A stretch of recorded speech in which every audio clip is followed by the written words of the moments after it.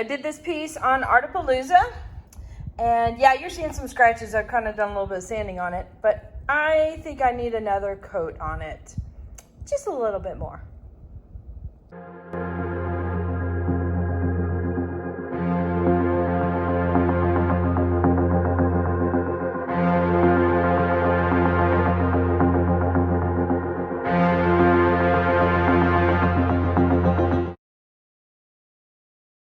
Howdy, howdy, this is Clara Lawrence. We're going to work on this piece today. I did this on Artapalooza, and I don't remember if this was a flip cup or a dirty pour. Anyway, one of those two techniques. And it kind of looks like a planet. And I showed it to my son, who's very big into, well, let's just say planet stuff. Okay, words are not working well. Planet stuff, oh my God. Astronomy, there we go, there's the word. And he says, yeah, I can kind of see that, but it needs white. It needs more kind of thing. And then he starts pulling up planet shots left and right. Next thing we know, we're looking at Neptune and then Saturn. And then apparently they got some really cool footage of Jupiter, some high-res photos, which I have never seen before. So I encourage you to look that up. Anyway, so I've got a variety of colors here. I may not use this one because I have plans for this. It's a transparent blue, but I might use, okay, so this is some white. I've got some shimmery colors because, well, why not? And clearly I'm going to put a clear coat on this too. So we're just going to add a little bit more. So I wanted to share with you this process because people always wonder, it's like, not really happy with the first coat.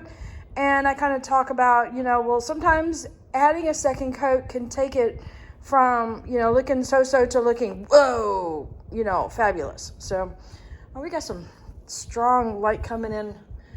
I'm a little bit early into the studio as far as time of day. And so I got a little bit of stronger light coming from this direction. So yeah, shadows, puppets. Okay, good. I'll get started. Okay, so first things first, I'm going to do my normal skin coat of clear just to get some resin down, and I'm going to be adding additional resin and colors. So, but I'm not going to be adding a lot. I'm going to put on a little bit more than I normally do for my skin coat, because I'm only adding like accent colors. I'm not adding like tons of color in there.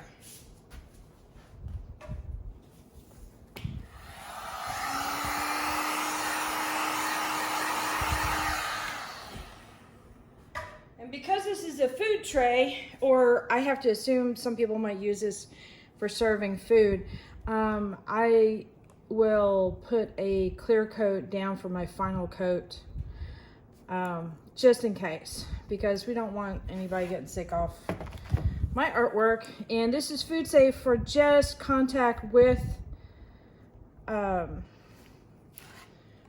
food, but not like, you know, using it as a plate and cutting on and such like that.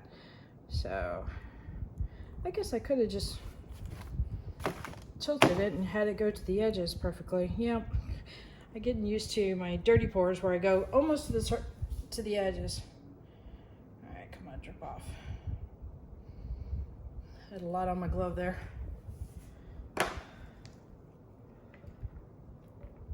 I'm just scraping off the remainder into my resin cup. Got to get all the drips, right? Stuff's expensive. All right, so I am going to tilt this to make sure it has clean contact with the sides. I kind of goobered on that, and I should have done that just to begin with, and that would have made the process simpler. Oh well.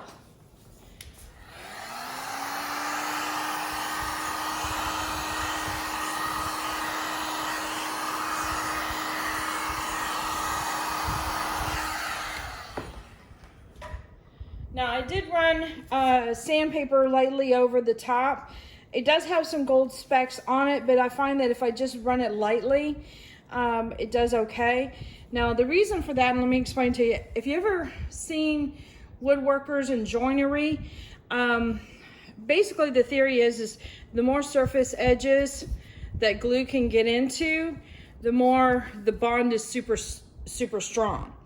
So if you just have one edge, you know, it butting up like here, it can break easily. But if you've got several going in there, the joinery is really strong. The same kind of premise with scratching it up. You're creating these little tooth areas. Granted, it's very fine, but the resin will get in there. And it also disappears. So that's the cool thing about it. So if you've got any kind of, okay, let me heat that up again while I was chit-chatting, get cooled off.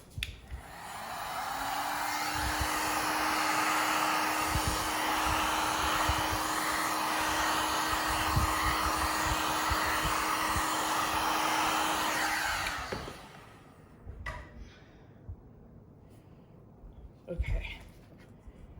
Now let me start tilting that around. Yeah, so if you got any scratches, any boo-boos that come into play, like a little hair bit, bug, you can scuff it out, pick it out, scuff around that area, put another clear coat on it. You won't even know that that area existed, because the resin will go in and fill those very fine cracks. So the resin's pretty much covered over everywhere because I moved it with my hand, but I'm just making sure it has contact with the sides as well as the bottom. I think that just for me, it gives a nicer finish. And also a little bit of protection, like if they were serving, let's say, drinks on this and the drink would spill, you know, it goes up a little bit on the sides. Because I'm a klutz. I'd be spilling those drinks.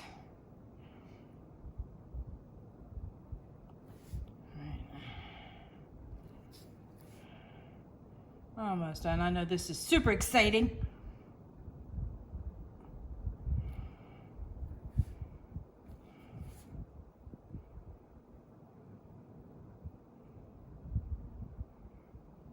So I'm in the process of finishing up a whole bunch of art pieces.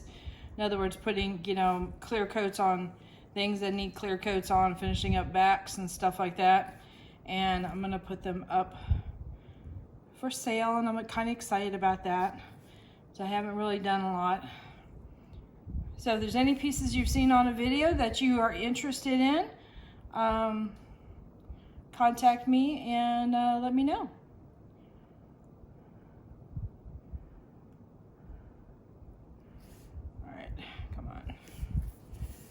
Spot here it hasn't made contact with yet. There we go.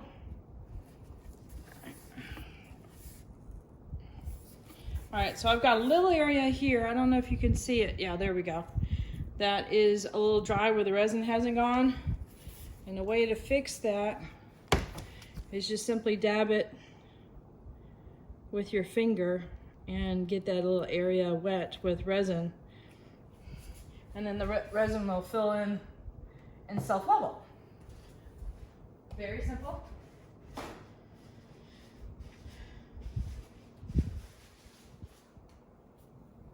Okay, so my son said it needs white. So let me move this. Let me move this around. Your hand naturally, when you draw lines, it will kind of arc. I knew this had some kind of arcing to it, so I wanted to kind of match the arcs. And don't be afraid to move your artwork around that it works with the ease of drawing and such. I mean, like creating an arc like this might be easy, but creating an arc like this might be hard. So just move your piece around. You see what I'm getting at, to work with your hand movement. However, I would encourage you, if you do a lot of drawing, draw those lines in a bunch of different directions and practice. And soon you'll build up that muscle memory to be able to do that. Yep, that is a hair. I thought I saw something. There's always a hair. What sucks is when you get a really long hair and, okay, come on. It's not coming out.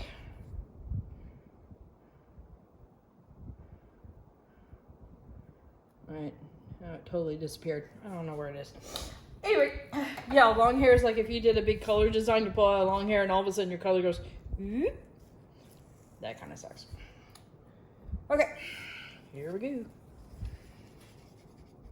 So one way I help with doing that, you know what, I'm gonna put some sparkles down first, is I look for hairs early on before I start manipulating the colors, because I have long hair and that can be a problem.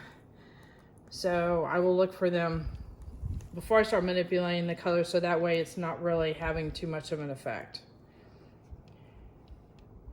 So I'm just applying colors kind of where the lines are in the piece. I might put a little bit more there. And this is kind of a transparent color, meaning you can still see the stick through it. So this is going to thin out a bit and you'll see some colors through it. But it'll give an iridescent type of a look to it. And then this one here is actually a two-faced color, but it comes off a little bit transparent. So it's going to catch the eye when this piece moves around. And I like it when things do that. It's like, whoa, what was that? Yeah, I think that's about all the shimmer I think I'm going to put on this. All right, a little bit of lines, he said.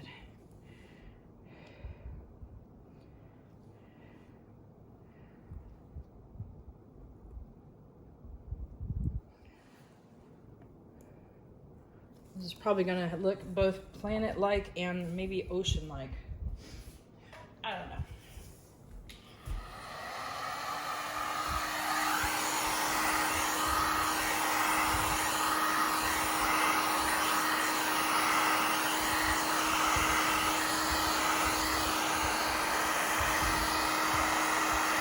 Now I'm just kind of heating and moving up the color a little bit so that it's not a, you know, it looks like I poured it out of the cup. It looks a little bit more blended in.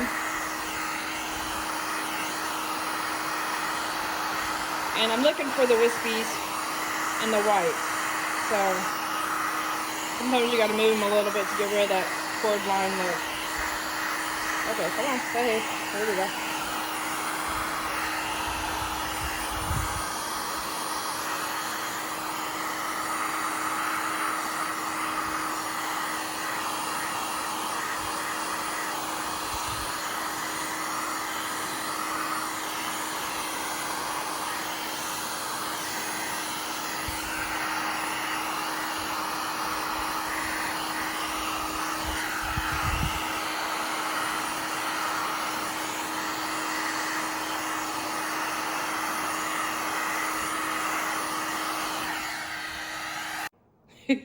Okay, so my mom and dad called just then. They've been doing morning calls, and it's kind of sweet. They're still kind of cooped up in their house, and I don't think I want to push that back anymore. Let me bring that forward.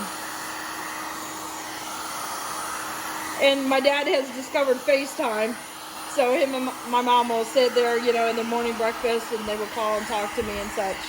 So I'm definitely going to have to call them back. I think that'll work. So I wasn't too worried about running lines across and getting resin on the sides, because what I'm going to do next is get an alcohol coated, let's try that again, paper towel with some alcohol on it and just go around the edges and clean that up a bit. But there's a couple little dips. I'll just do that now.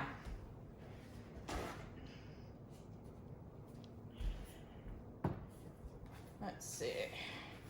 Yeah, my mama had a stroke a couple years ago, so conversations are very, very simple with her. She has a hard time finding her words. And so simple things like this, the FaceTime calls help out quite a bit and give her a little bit of interaction. My daddy's not much of a talker. And if he is talking, he's talking about things he's interested in, like the boxer puppy dog, things like that, or politics, and Mama's not crazy about the politics part. But yeah, all right, I think that works out pretty good. All right, let me bring you in for a close-up. All right, So it does have a little bit of an oceany look. It does have a little bit of a planet look. And I'm okay with both. All right, let me zoom you in. Whoops. You still see the shimmer going through the white, which I like, and all the different colors going on.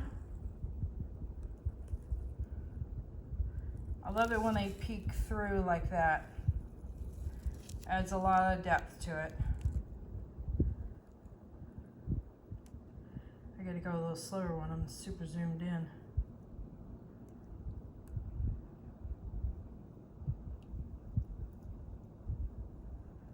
This is super pretty right in there because you got some cells going on, you got the white wispies going on, and you got some of that shimmer.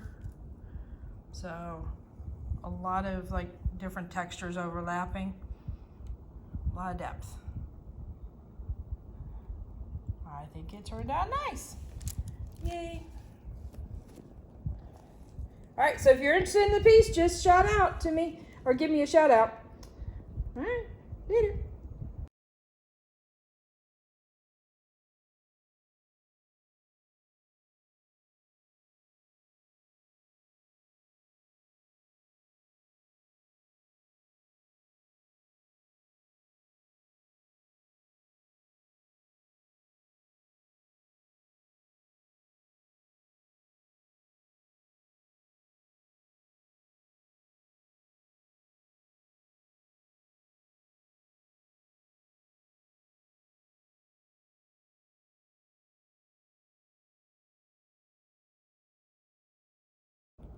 All right, so hit that like button, hit the subscribe button, but definitely hit the bell to get notified next time I put a video up.